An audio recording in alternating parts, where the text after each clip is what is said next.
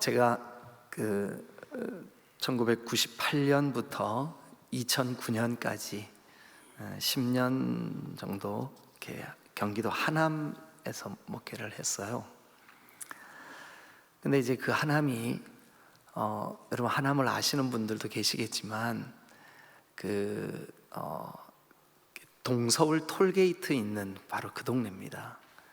그래서 강동구 천호동이나 명일동 이쪽에서 서울에서 고개만 딱 넘으면 하남이에요.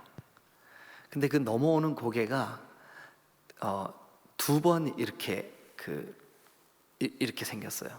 그래서 낙타 등 같다 그래가지고 낙타고개라 그래요. 그런데 제가 처음 그곳에 이제 목회를 하러 갔을 때 그 낙타고개를 넘어오면 그 오른편에 길가에 쭉 비닐하우스가 이렇게 쳐져 있습니다. 뒤에 산인데 산에다가 그렇게 비닐하우스를 작은 비닐하우스가 아니라 아주 굉장히 큰 비닐하우스를 쭉 쳐놨어요. 근데 그게 다 뭐냐 하면 꽃하고 나무 이런 거 파는 곳이었었어요. 그러니까 소위 말해서 화훼단지에 있었어요. 그래서 거기 가면 이렇게 축하 화분 같은 거 보낼 때 거기 막 난도 있고 막 어마어마한 단지가 그렇게 조성이 돼 있었어요. 그런데 그 비닐하우스 촌에 비닐하우스들이 쭉 있는 사이에 아주 특별한 비닐하우스가 하나 있었어요. 뭐냐 하면 비닐하우스 속에 판자로 집을 짓고 그 안에서 한 30여 명의 사람들이 함께 모여 살고 있는 집이 있었어요. 근데 그 집의 정체가 뭐냐 하면 김상희 목사님이라는 분이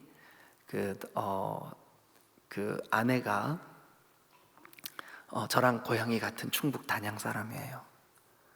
근데 중학교 다닐 때 그 부인이 중학교 다닐 때 철도를 이렇게 따라서 학교 끝나고 집에 오다가 기차가 오는데 미처 못 피한 거예요.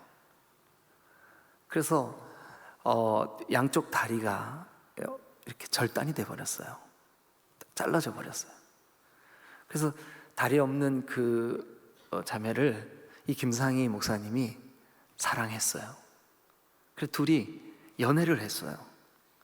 그래서 이제 결혼을 했는데 이 김상희 목사님 마음속에 내가 이 다리가 없는 내 아내를 데리고 일반 목회를 하기에는 참 어렵겠구나.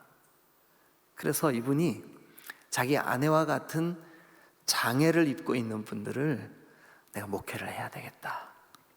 이렇게 해서 이 목사님이 그 강동구 주변에 또 하남 이쪽에 그 시장 같은데 특별히 이제 구리, 하남, 광주 이런 데는 5일마다 한 번씩 장이 서고 막 그랬었어요 옛날에. 그랬는데 이제 이 김상희 목사님이 그런 장에 이렇게 가서 구경하고 또 어떻게 앞으로 목회를 해야 될까 구상을 하고 이렇게 하다가 보니까 어떤 장애인 하나가 폐타이어 있죠. 폐타이어. 그러니까 폐차되고 나서 막 뜯어낸 그 폐타이어 아니면 이렇게 펑크 났는데 못 쓰게 돼서 버린 그 폐타이어를 이만큼 잘라가지고 그거를 이제 자기 몸에다가 이렇게 붙이고 몸을 바닥에 끌면서 요만한 구루마 하나 이렇게 끌면서 그 위에 빨래비누, 세숫비누, 고무줄, 손톱깎이, 귀게 이런 것들을 잔뜩 싣고 파는 거예요.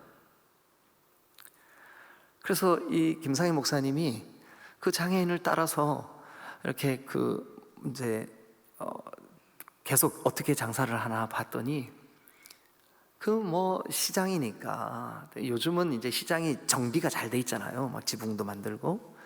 근데 옛날에는 막 좀 비가 오면 그냥 시장에 막 물이 고여 있고 막 그랬었잖아요. 근데 거기에 이 폐타이어를 의지해서 자기 몸을 다리가 없는 장애인이 그래 쭉 끌고 그걸 팔고 그걸 끌고 그렇게 팔고. 목사님이 계속 그 장애를 지켜보는데 이제 날이 저물기 시작하니까 이 장애인이 어디론가 이제 자기 뭐 숙소가 있겠죠, 그죠? 그래서 이제 그쪽으로 가려고 정리를 하는데 그 시장에 깡패들이 와가지고 이 장애인이 하루 종일 배 타이어를 끌고 다니면서 그 장사한 그 돈을 다 뺏어가는 거예요. 그래서 이 장애인이 그 시장 한켠에 막 아주 정말 비참하고 난감한 표정으로 한숨을 쉬고 그러고 있는 거예요. 김상희 목사님이 다가가서 이렇게 묻습니다. 몇 살이에요? 몇 살인데요? 나보다 10살 아래인데 내가 말 놔도 될까? 예. 너 나랑 같이 가서 살래? 나는 목사야. 내가 너 먹여주고 재워줄게. 그래서 한 사람 데리고 그 비닐하우스에, 집이 없으니까 비닐하우스에 데리고 오고, 또 어느 날은 완전 중증 장애인인데 자기 힘으로 허리도 못 일으키는 거예요. 그래서 완전히 누워 있는데 이게 뭐 소대변을 다 치워내야 살 수 있는 그런 장애인인데, 아침에 일찍 일어나가지고 밖에 나갔더니 그 장애인 가족들이 그 사람을 비닐하우스 그 집 앞에다가 놓고 가버린 거예요.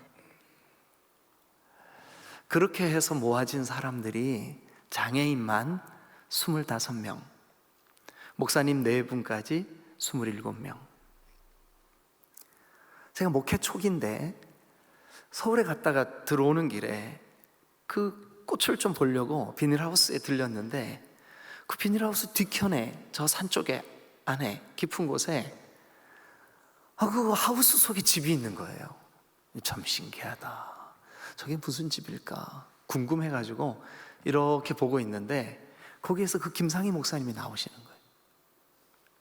근데 그 비닐하우스 앞에 사랑의 쉼터 이렇게 써 있어요. 그리고 밑에 십자가가 그려져 있고 교회 이렇게 써 있는 거예요. 아, 교회구나. 그래서 제가 그날 그 김상희 목사님하고 인사를 나누고, 예, 저는 여기 하남에서 목회하는 침례교단의 임성도 목사입니다. 그랬더니 이분이 아이고 반갑습니다. 저는 장로교단의 김상희 목사입니다. 그래서 둘이 인사를 나누고 잠깐 들어와서 잔잔하고 가시죠. 그래서 궁금하기도 하고 들어갔더니 그 베니아판이 있잖아요. 이게 나무 판자, 그걸로 집을 지어놨어요. 비닐하우스 안에. 그렇게 이제 2년이 돼서 제가 이 목사님을 어떻게 좀 도울 방법이 없을까 그러다가 이제 그 저희 동네에, 그 제가 목회하는 그 동네에 그 대중목욕탕 사장님이 참 마음씨가 아주 넉넉하신 노인분이셨어요. 예수님을 안 믿는 불교 신자인데, 그래서 이제 그분이 제가 목사라는 걸 알고 제가 목욕할 때마다 막 아주 반갑게 맞아주시고 그랬거든요. 그래 어느 날 용기를 내서 사장님, 매주는 못하고 매달 한 달에 한 번 마지막 주 토요일 날 목욕탕 문 닫는 시간에, 그 시간이 그때는 그 당시에 8시였어요. 8시. 8시에 목욕탕 2시간만 저에게 좀 빌려주십시오. 우리가 물을 쓰고 목욕탕을 쓰는데 그 사람 숫자만큼 목욕비를 내겠습니다. 이분 입장에서는 영업이 다 끝났는데 한 30여 명이 목욕하러 온다 그러니까 좋잖아요, 그죠? 그래서 그렇게 하라고. 그래서 그 목욕탕을 통째로 빌렸어요. 그래가지고 한 달에 한 번 매달 제가 목회를 하남에서 마치고 충주로 내려가게 됐는데, 충주로 내려가는 그 전주까지 목욕 봉사를 했어요. 목욕 봉사를 가면 이제 우리 교회 남전도회가 주축이 돼가지고 이제 갔는데, 이제 저는 남자니까 이제 여자 성도들은 이제 여자 성도들 목욕을 시키고 이제 저는 남자들 이렇게 목욕을 갔는데 이제 가서 그 도저히 자기 힘으로 이동이 안 되는 사람들은 그 비닐하우스에서 목욕탕까지 업고 와야 돼요. 업고. 그래서 이제 그 한 사람을 제가 업었는데 뇌성마비를 알아가지고 이 아래 하반신 다리가 요만해요. 거의 다리가 없다시피 한 거예요. 일어서지도 못하고 그러는데 그 사람을 이제 등에 업었어요. 그래서 아이고 형제님 반갑습니다. 예, 그 사람도 제가 목사인 걸 알고 목사님 반갑습니다. 그래 이름이 뭐유? 예, 김영윤입니다. 예, 나는 임성도요. 어디에서 왔어? 예, 목포에서 왔습니다. 아니 목포에서 여기를 어떻게 알고 왔어? 예, 큰아버지가 서울에 사시는데 왔다가 여기 이런 교회가 있다는 소식을 듣고 제가 여기서 살려고 들어왔습니다. 근데 뇌성마비를 알아가지고 말을 제가 잘 못 알아듣겠더라고요. 막 굉장히 말을 이제 잘 못 알아듣는 이제 그런 형제였었는데, 그래 이제 그 형제와 이렇게 하다 보니까 그 한국 남자들이 제일 궁금해하는 거 뭐죠? 몇 살이요? 그래 이제 나이를 물었더니 저보다 딱 5살이 아래예요. 그래서 영윤아 말 놔도 되지? 예. 그럼 저도 부탁이 있어요. 뭔데? 목사님을 형아라고 불러도 되죠? 되지. 그때부터 이 사람이 제가 거기를 마치고 떠날 때까지 한 번도 목사라고 안 불렀어요. 목사님 이런 적이 없어요. 맨날 엉아 이렇게 불렀어요. 그래서 이제 그날도 우리가 목욕 봉사를 한 지 한 2년, 3년쯤 지난 어느 날인 것 같아요. 이제 영윤이를 등에 업고 목욕탕으로 이제 옮겨가는데 그 거리가 좀 돼요.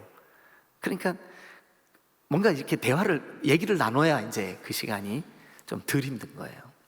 영윤아, 예, 너는 니네 교회 담임 목사님이신 김상희 목사님이 너의 인생에 어떤 분이야?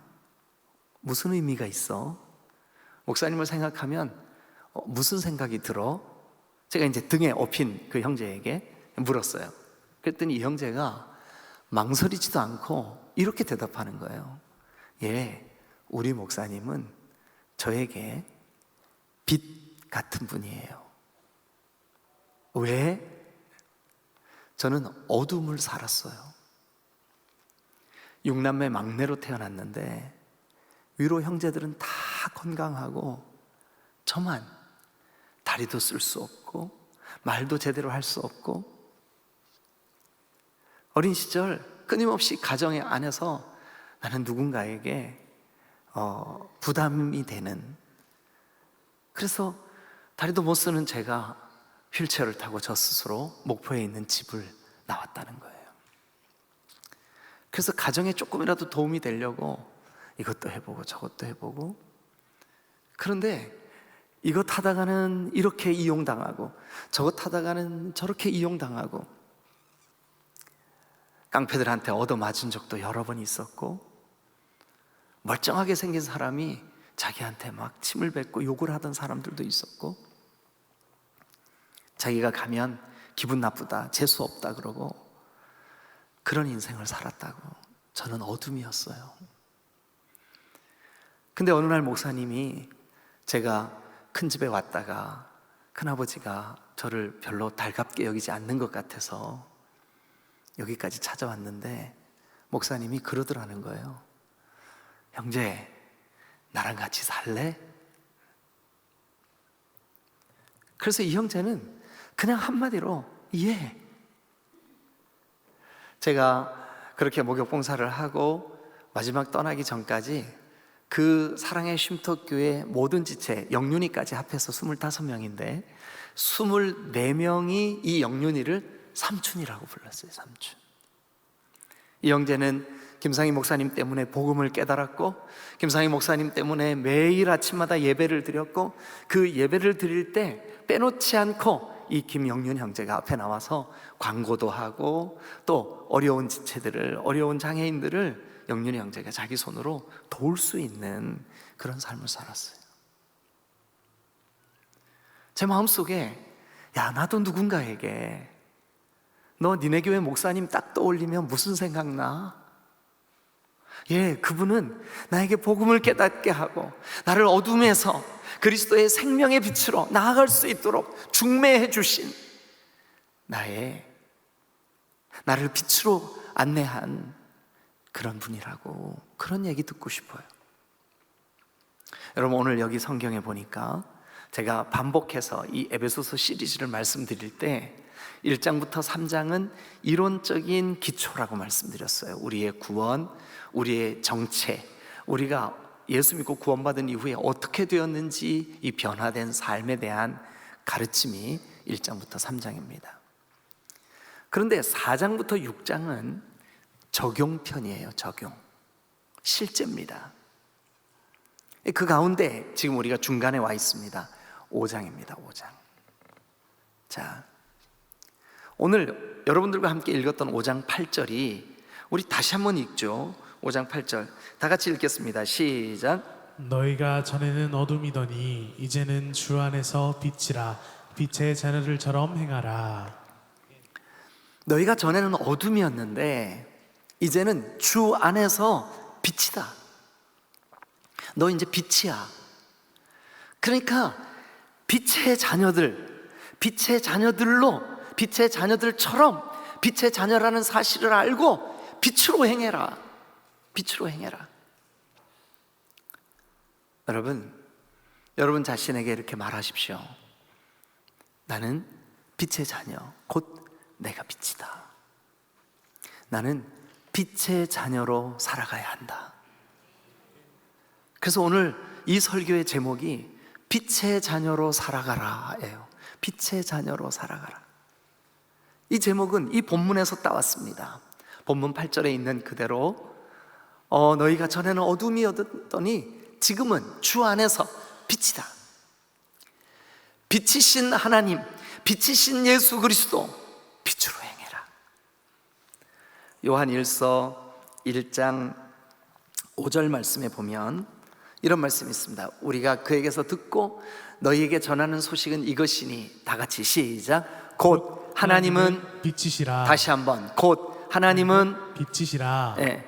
그러니까 빛이신 하나님이 우리의 아버지시니까, 아버지의 아들은, 여러분, 빛이신 아버지 때문에 우리도 빛이에요.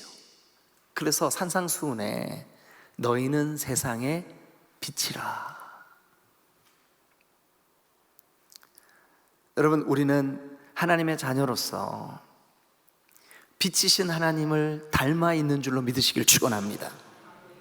성경은 몇 곳에서 우리에게 너희가 곧 세상의 빛이라고 말씀하셨습니다. 아버지이신 하나님이 빛이시며 동시에 우리는 그 빛이신 하나님의 자녀로 살아가야 될 줄로 믿습니다. 그러면 우리가 오늘 이 에베소서 5장 1절부터 14절에 있는 말씀을 통하여서 이 말씀 안에서 빛으로 사는 삶은 어떤 삶일까? 우리가 어떻게 살 때 그걸 빛이라고 할 수 있을까? 여러분들이 나는 빛이야, 나는 빛으로 살아갈 거야, 그럼 오늘 말씀에 귀 기울이시기를 주님의 이름으로 축원합니다. 빛으로 산다는 거, 어떻게 사는 게 빛으로 사는 걸까요? 자, 먼저 1절과 2절을 같이 한번 읽겠습니다. 1절과 2절 다 같이 읽습니다. 시작. 그러므로 사랑을 받는 자녀같이 너희는 하나님을 본받는 자가 되고 그리스도께서 너희를 사랑하신 것 같이 너희도 사랑 가운데서 행하라. 그는 우리를 위하여 자신을 버리사 향기로운 제물과 희생 제물로 하나님께 드리셨느니라. 네, 어려운 문장은 아니에요, 그죠? 우리가 이해하기 어려운 곤란한 문장은 아니에요. 그래도 좀 더 쉽게 여러분들에게 좀 와닿을 수 있게 표준 세번역으로 한 번만 더 같이 한번 읽어보죠. 자, 1절과 2절을 여러분 앞에 화면을 보시면서 같이 한번 읽겠습니다. 시작. 그러므로 여러분은 사랑을 받는 자녀답게 하나님을 본받는 사람이 되십시오. 그리스도께서 여러분들을 사랑하셔서 우리를 위하여 하나님 앞에 향기로운 예물과 제물로 자기 몸을 내어주신 것 같이 여러분도 사랑으로 살아가십시오. 할렐루야. 여기는 여러분 두 가지 중요한 그 명령어가 있어요. 1절과 2절에 두 가지 중요한 명령어가 있어요. 그래서 이 1절 같은 경우 원어에는 제일 앞에 명령이 먼저 나와요. 문장의 제일 앞에 어떻게 돼 있냐 하면 너희는 되라 본받는 자가, 너희는 되라 모방하는 자가, 너희는 되라 따라하는 자가 되라. 여러분 우리는 누군가를 존경하고 누군가를 사랑하면 그 사람을 따라하게 돼 있어요. 우리 자녀들이 탤런트나 가수를 좋아하면 그 탤런트나 가수가 입었던 옷 구해서 막 입으려고 노력하지요. 그죠? 예. 그 사람이 입고 있는 옷, 바르고 있는 화장품, 그 사람이 하는 행동, 말투 따라하고 싶어 해요. 저도 어린 마음에 초등학교 다닐 때 맨날 제가 그 친구한테 저보다 공부를 잘하는 친구가 하나 있었어요. 지금은 안수 집사님 되셔서 분당에서 신앙생활 잘하는 이제 집사님이신, 내년에 이제 장로님 되셨어요. 작년에. 근데 그 장로님 되신 그 친구가, 다른 친구들은 제가 다 이길 수 있는데 그 친구만 못 이기겠더라고요, 공부로. 근데 진짜 공부를 잘해요, 그 친구가. 근데 이 친구가 저랑 좀 친했거든요. 근데 학교에 와가지고 그 친구가 화장실 가면 저도 따라가요. 일부러 발자국도 걔가 밟았던 자리만 밟아요. 그럼 혹시 나도 쟤처럼 공부 잘하게 될까 하는 마음으로. 아니 여러분 웃으시지만 그런 적 없으세요? 예, 저는 그런 적 있어요. 예. 그런 적 없으시구나. 여러분 사람은 본능적으로 자기가 정말 좋아하고 정말 사랑하고 그런 대상에 대해서 따라하고 싶은 마음이 있는 거예요. 1절 우리 성경에는 그러므로 사랑을 받는 자녀같이 너희는 하나님을 본받는 자가 되라, 마치 본받는 자가 되라 라고 하는 명령어가 제일 뒤에 가 있는 것처럼 이렇게 번역이 됐지만 원어로 보면 이 명령어가 제일 앞에 와 있어요. 제일 앞에. 그런데 그 명령어의 내용이 뭐냐 하면 이거예요. 모방해라. 똑같이 따라해라. 사랑하는 여러분, 이 단어 본받는다, 모방한다, 따라한다, 이 단어 이게 현재형으로 돼 있어요. 우리의 삶의 매 순간마다 현재, 지금 우리는 따라해야 돼요. 누구를? 여러분 하나님 아버지를. 여기 1절에 하나님을 본받는 자가 되라, 하나님을 따라해야 돼요. 그리고 2절 보세요. 2절도 맨 앞에 명령어가 먼저 나와요. 어떤 명령이 나오냐 하면 너희는 행해라. 뭐를요? 사랑 안에서. 너희는 행해라, 사랑 안에서. 그런데 여러분 2절 우리 번역으로 한번 볼게요. 그리스도께서 너희를 사랑하신 것 같이, 뭐뭐 한 것 같이, 이게 바로 1절에 있는 본받아라 라고 하는 말과 동일한 말이에요. 그러면 그리스도께서 우리를 위해서 뭐를 하셨는데요?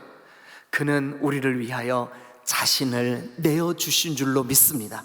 자기를 버리신 줄로 믿습니다. 그런데 자기를 버리신 그 행위가 향기로운 제물이 되어 하나님 아버지 앞에 올려드려지는 놀라운 일이 있었던 것을 여러분 믿으시길 축원합니다. 그러면 여러분 이거예요. 8절에 있는 말씀처럼 여러분 빛의 자녀로 살아가는 게 도대체 뭘까? 1절과 2절을 보면 답이 딱 나와요. 뭐가 빛의 자녀로 살아가는 걸까요? 하나님과 우리 주 예수 그리스도를 본받는 삶이 바로 빛의 자녀로 살아가는 거예요. 그렇게 믿으세요? 예. 여러분, 하나님의 아들이신 예수 그리스도가 우리를 위하여 자신을 버리셨듯이 우리도 지체를 위해, 이웃을 위해 나를 내려놓고 나를 내어주면, 나를 버리면 그게 바로 하나님을 본받는 것이고 그리스도 예수를 본받는 것이고 그게 바로 빛의 자녀로 살아가는 삶의 방법인 거죠. 여러분, 우리는 빛의 자녀예요. 빛의 자녀로 살아가시기를 주님의 이름으로 축원합니다. 할렐루야, 할렐루야. 오래전에 그 아동부 교사 하나가 저한테 우리 교회에서 그런 일이 아니니까 너무 긴장하지 마세요. 아동부 담당하는 그 부사역자가 저한테, 교사가 저한테, 목사님 고민이 있습니다. 좀 뭔데? 제가 초등학교 1, 2학년을 담당하고 있는데 1학년 아이 중에 하나가 우리가 다 아는 집사님 아들인데, 다 아는 부부가 우리 교회 집사님인데 얘가 가끔씩 1학년이니까 뭘 알겠어요, 그죠? 가끔씩 손에 뭐가 들려 있으면 담배 피는 흉내를 낸다는 거예요. 아니, 초등학교 1학년짜리가. 근데 한 번만 그러는 게 아니라 그냥 잊을만 하면 또 이런다는 거예요. 그래가지고 이 교사 선생님 입장에서는 이 엄마도 우리 교회 집사님, 아빠도 우리 교회 집사님, 교회에서 그 성도들이 다 아는 집사님 4분인데 얘가 저걸 어디서 배웠을까? 그 아이한테 물었을 때 아빠요 이러면 이제 큰일 나잖아요, 그죠? 그래서 물을 수도 없고 참 어렵더라고요. 그래서 그 교사가 이제 저에게 상담을 청하려고 왔어요. 그래서 이제 그 아무개가 그랬다고, 제가 어떻게 해야 될지 모르겠다고, 그거 하지 마라 그래야 될, 그런 행동 하지 마 이렇게 가르쳐야 될지, 너 누구 보고 흉내 내는 거야 이렇게 물어봐야 될지 고민된다고. 그래서 제가 웃으면서, 아니 초등학교 1학년짜리가 뭘 알겠어. 오히려 집에 가고 엄마, 우리 선생님이 오늘 제가 이렇게 했더니 그 누구한테 배웠어? 이렇게 물어봤다고 얘기하면 오히려 자극이 돼서 그 변화될 수도 있으니까 한번 물어봐. 제가 그냥 아무 생각 없이 그랬어요. 근데 이 교사가 순진해가지고 제가 하라는 대로 진짜 가가지고 물어본 거예요. 그 아이한테, 야 너는 누구한테 이걸 배웠냐? 그랬더니 얘가 1학년짜리니까 아주 맑고 투명하잖아요. 반짝이는 눈으로 우리 아빠요 이랬어요. 그래서 제가 그 아빠 집사님을 조용히 불렀어요. 집사님, 집에서 아이 보는 앞에서 하는 행동을 이 아이가 다 해. 근데 집사님 아직 담배 못 끊었다며. 아니, 주의 성령이 내 안에 내주해 계시는데 그 내 안에 담배 연기를 자꾸 집어넣으면 성령이 그 담배 연기 때문에 얼마나 매우실까? 아니, 농담인데 왜 안 웃으세요?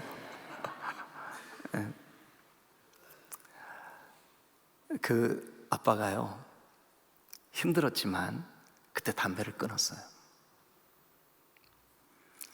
여러분, 우리는 누군가를 본받고 있어요.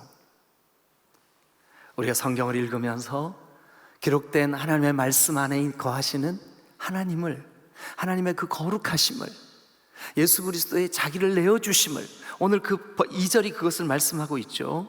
우리를 위하여 자신을 버리신, 그래서 향기로운 제물과 희생 제물이 되신 하나님의 아들 예수 그리스도를 본받는 자가 되는 거, 이게 바로 빛의 자녀로 사는 삶인 줄로 믿습니다. 자, 이제 우리 그 다음 절을 한번 보겠습니다. 3절부터 3절과 4절을 우리 같이 한번 읽겠습니다. 시작. 음행과 온갖 더러운 것과 탐욕은 너희 중에 그 이름조차도 부르지 말라. 이는 성도에게 마땅한 바니라. 누추함과 어리석은 말이나 희롱의 말이 마땅치 아니하니 오히려 감사하는 말을 하라. 네, 여러분 3절과 4절 우리 같이 읽었는데 지금 우리는 빛의 자녀로 살아가라. 그 3절과 4절 속에서는 여러분들이 빛의 자녀는 이래야 되는구나. 뭐가 발견돼요? 뭐가? 예? 저는 이것이 발견되더라고요. 자, 보세요. 음행과 온갖 더러운 것과 탐욕, 그리고 4절에 누추함, 어리석은 말, 희롱의 말. 여러분, 에베소는 이 에베소라고 하는 편지가 기록될 당시에 에베소 지역 자체가 성적인 타락이 심각한 수준에 와 있는 도시였어요. 성적인 농담, 성적인 음담패설이 그 도시의 문화였어요. 그런 도시에 교회가 세워졌어요. 아담이라고 하는 우상을 숭배하고 그것이 그들의 삶의 일부분이 되어 있는 그런 문화 속에 여러분 에베소 교회는 그들이 예수를 믿으면서도 이게 죄인지도 모르고 여전히 죄 가운데 있는 것들이 있었다면 그들이 툭툭 뱉어내는 음담패설이라든지 음란한 말이라든지 이런 아픔들이 교회 성도들 안에도 있었어요. 바울은 그들에게 권면합니다. 음행과 온갖 더러운 것과 탐욕은 너희 중에 그 이름조차도 부르지 마. 이는 네가 빛의 자녀라면 그 이름조차 부르지 마는 이 일은 빛의 자녀가 살아가야 할 바야. 그리고 4절 누추함은 더러운 거죠. 지저분한 거죠. 어리석은 거, 어리석은 말, 또 희롱의 말. 여러분, 어리석은 말은 정말 하나님이 기뻐하시지 않는 말이에요. 어리석은 말은 하나님을 전혀 모르는 말이에요. 세속적인 말이에요. 뿐만 아니라 계속해서 여러분 희롱의 말, 이것도 역시 3절이 시작되는 음행과 연관되어 있는 말이에요. 이런 것들은 너희 가운데 그 이름도 부르지 마라. 기억하십시오. 빛의 자녀로 살아간다라고 하는 것은 어둠의 일을 멀리하는 삶이 빛의 자녀의 삶인 줄로 믿으시길 축원합니다. 어둠의 일이라고 생각되면 적극적으로 버리는 거예요. 어둠의 일이라고 생각되면 적극적으로 멀리하는 거예요. 여러분, 빛의 특징이 뭔지 아십니까? 우리 교회가 지하 1층은 그래도 약간의 빛이 들어오죠, 그죠? 근데 지하 2층은 완전히 깜깜해요. 지하 2층 주차장에 주중에 가끔 내려갈 일이 있어요. 그래서 제가 지하 2층에 내려가가지고 불을 탁 켜면 그 안에 가득했던 어둠이 순식간에 훅 물러가요. 도망가요. 여러분, 빛이 있는 곳에는 어둠이 물러갈 줄로 믿으시길 축원합니다. 그럼 만약 우리의 빛이신 하나님을, 우리의 빛이신 예수 그리스도를, 우리가 본받고 있는 그 주님을 우리의 마음에 모시고 살아간다면 그 빛이신 주님 때문에 우리의 마음에 있는 어둠은 어떻게 될까요? 순식간에 떠나가고 물러갈 줄로 믿습니다. 여러분, 에베소 교회의 최고의 약점은 바로 음행이었습니다. 에베소 지역의 최고의 약점은 바로 성적인 타락이었습니다. 우상 숭배였습니다. 위대하다 아담이여 소리 지르며 바울 일행을 배척했던 곳이 바로 여기 에베소입니다. 여러분들에게도 각자의 약점이 있어요. 이 본문과 같이 어떤 사람은 성적으로 매우 취약한 사람이 있어요. 근데 본인이 알아요. 예수 믿으면서 내가 이 부분이 정말 취약하구나. 어떤 사람은 물질에 아주 취약한 사람이 있어요. 어떤 사람은 말에 열매가 없는 사람이 있어요. 이게 나의 약점이에요. 그게 발견되세요? 여러분, 빛의 자녀라는 것이 깨달아지고 내가 빛이라는 것을 깨달아진 사람들은, 아니, 내가 사랑하시는 그 주님이 내 안에 거하셔서 나를 통치하시고 계신다는 사실을 믿어지는 그런 분들은 오늘부터 어둠의 일을 적극적으로 버리시기를 주님의 이름으로 축원합니다. 나의 약점을 주님 앞에 내어드리십시오. 나의 약점을 주님 앞에 고백하십시오. 하나님, 나는 이 부분이 최고의 약점입니다. 주님, 나를 좀 불쌍히 여기셔서 이 어둠의 일을 물리치게 하여 주옵소서. 여러분, 어둠의 일을 적극적으로 내어버리는 것, 어둠의 일을 적극적으로 여러분들의 삶 가운데서 쫓아내는 것, 이것이 바로 빛의 자녀로 살아가는 삶인 줄로 믿으시기를 주님의 이름으로 축원합니다. 할렐루야. 여러분, 어떤 분들은 그냥 아무 까닭 없이 갑자기 즐겁게 생활하다가 우울한 감정이 훅 마음에 들어오면 남은 그날 한나절을 우울하게 살아가는 사람들이 있어요. 어둠이에요, 여러분. 그거 그냥 나는 원래 성품이 그래. 아닙니다. 어둠입니다. 물리치시고 쫓아내시기를 주님의 이름으로 축원합니다. 어떤 분들은 여러분, 모니터 앞에서 하루 종일 도박을 하고 또 주식을 하고 이런 분들, 여러분, 아니, 남들도 다 주식해서 돈 버는데 그것을 통제할 수 있어야, 그래야 여러분들이 건전한 사회생활을 할 수 있는 거예요. 통제가 안 되면 그게 어둠입니다. 다른 사람들에게 인정 못 받으면 극심한 여러분 마음의 슬픔에 잠기세요? 어둠입니다. 방치하지 마세요. 사랑하는 여러분, 우리 안에 있는 숱한 어둠들, 나의 약점, 주님이 맡아주실 줄로 믿습니다. 어둠의 일을 적극적으로 내어버리는 것, 오늘 여기 3절과 4절이 그 말씀을 하고 있어요. 그리고 여러분 5절, 6절, 7절 말씀도 사실은 그 넓은 의미에서 보면 그런 내용입니다. 5절 한번 보세요. 같이 읽죠. 시작. 너희도 정녕 이것을 알거니와 음행하는 자나 더러운 자나 탐하는 자 곧 우상 숭배자는 다 그리스도와 하나님의 나라에서 기업을 얻지 못하리니. 그러니까 음행과 온갖 더러운 거, 탐욕, 누추한 거, 어리석은 말, 희롱의 말, 그리고 더러운 자, 탐하는 자, 우상 숭배자, 하나님의 나라를 기업으로 얻지 못한다고 말씀하고 있습니다. 그래서 6절, 누구든지 헛된 말로 너희를 속이지 못하게 하라. 이로 말미암아 하나님의 진노가 불순종의 아들들에게 임하나니. 7절 다 같이 시작. 그러므로 그들과 함께하는 자가 되지 말라. 여러분, 이 3절부터 7절까지의 한 가지 주제는 어둠의 일을 내어버려라는 거예요. 어둠의 일을 내어버리는 게 빛의 자녀로 살아가는 비결인 줄로 믿습니다. 근데 3절, 4절, 5절 계속해서 이 어둠의 일을 우리에게 알려주시면서 여러분 4절과 7절에 그러면 그 어둠의 일을 적극적으로 물리치는 좋은 노하우를, 좋은 방법을 알려주고 있어요. 그거 한번 찾아보세요. 뭘까요?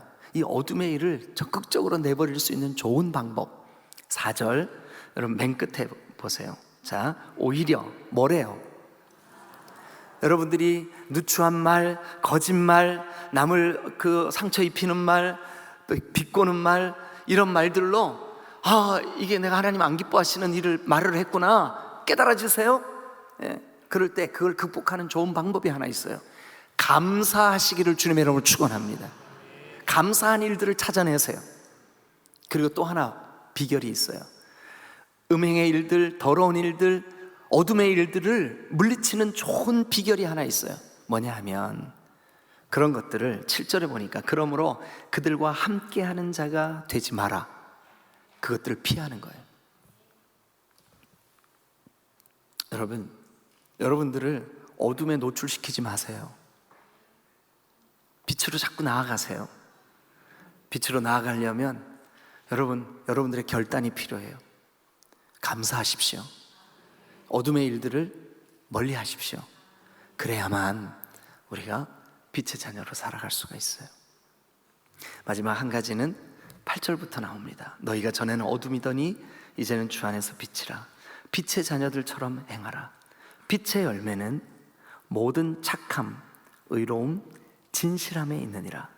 주를 기쁘시게 할 것이 무엇인지 골똘히 한번 생각해 봐라. 너희는 열매 없는 어둠의 일에 참여하지 말고 도리어 그 어둠의 일들을 책망하라. 자, 그러면 8절, 9절, 10절에서 한마디로 빛의 자녀로 살아간다는 것을 뭐라고 정리할 수 있을까요? 그것은 바로 빛의 열매 맺기를 힘쓰는 겁니다. 빛의 열매를 맺는 삶이 바로 빛의 자녀로 살아가는 삶입니다. 빛의 열매를 맺기를 힘쓰시기를 주님의 이름으로 축원합니다. 빛의 열매는 거기 세 가지를 소개하고 있어요. 뭘까요? 착함, 의로움, 진실함. 착함, 의로운, 진실함. 여러분, 착함은 성령의 열매예요. 갈라디아 5장 20절부터 기록되어 있는 22절에 기록되어 있는 오직 성령의 열매는 사랑과 희락과 화평과 오래 참음과 자비와 양성과 충성과 온유와 절제니 이 같은 법을 금할 법이 없다, 이렇게 말씀하면서 여기에 양선이라는 말, 그 말이 바로 착함이에요. 착함. 사랑하는 여러분, 착함이라고 하는 말은 좀 여러분들이 우리가 이 시대에 세속적인 가치관과 완전히 반대이긴 한데 손해 보십시오.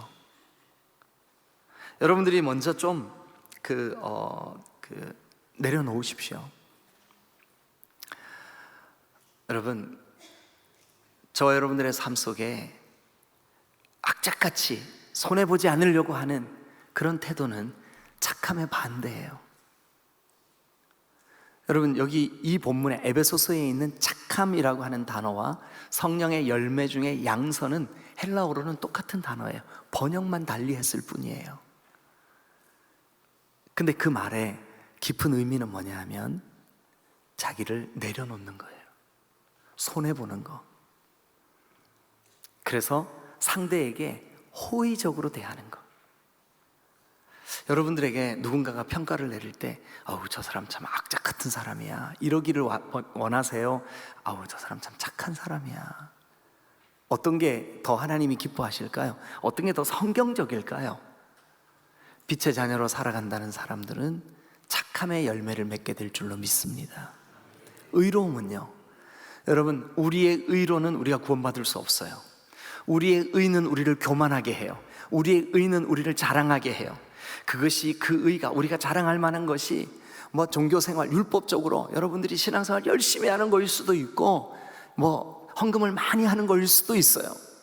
그런데 자기 의는 결국 우리를 교만과 자랑으로 이끌어요. 그래서 우리는 우리의 의로는 우리의 인생을 망칠 수밖에 없어요. 우리의 의는 예수 그리스도가 우리의 의예요. 여러분, 예수님이 우리 안에 거하시는 이 사실, 이 예수 그리스도가 우리의 의 되심을 믿으시길 축원합니다. 그래서 그 예수님을 신뢰하는 것, 그게 의로움의 열매인 줄로 믿습니다. 그 삶을 살 때, 겸손히 주 예수께 순종할 때 우리가 의로워지는 거예요. 그리고 거기에 보면 세 번째가 뭐냐 하면 진실함. 여러분, 저와 여러분들의 삶이 진실해져야 돼요. 여러분, 직장에서 직장 상사가 볼 때는 열심히 일하는 것 같은데 아무도 보지 않으면 그냥 쉼을 누리세요? 이건 진실함이 아니에요. 이 사람한테는 이 말 했다가 저 사람한테 저 말 하세요? 그건 진실함이 아니에요. 진실함은 거짓 없음이에요. 그래서 여러분, 진실함이야말로 빛의 자녀로 혹은 빛으로 우리가 하나님의 영광을 나타내는 소중한 통로예요. 착함과 그리스도 예수의 의와 그리고 진실함이 여러분에게 열매로 맺혀지시기를 주님의 이름으로 축원합니다. 왜냐하면 빛의 자녀로 살아가는 삶이 바로 착함과 의로움과 진실함이기 때문에 그래요. 말씀을 정리하겠습니다. 여러분, 빛의 자녀로 살아가려면 어떻게 하는 게 빛의 자녀로 살아가는 걸까요? 하나님과 예수 그리스도를 본받는 것, 또요, 어둠의 일을 적극적으로 내어버리는 것, 또요, 빛의 열매를 사모하여 그 빛의 열매를 맺어가는 것, 이게 바로 빛의 자녀로 살아가는 삶의 모양인 줄로 믿으시기를 축원합니다. 여러분 모두가 이 한 주간 빛의 자녀로 승리하며 사시기를 주님의 이름으로 축원합니다. 할렐루야. 기도하시겠습니다.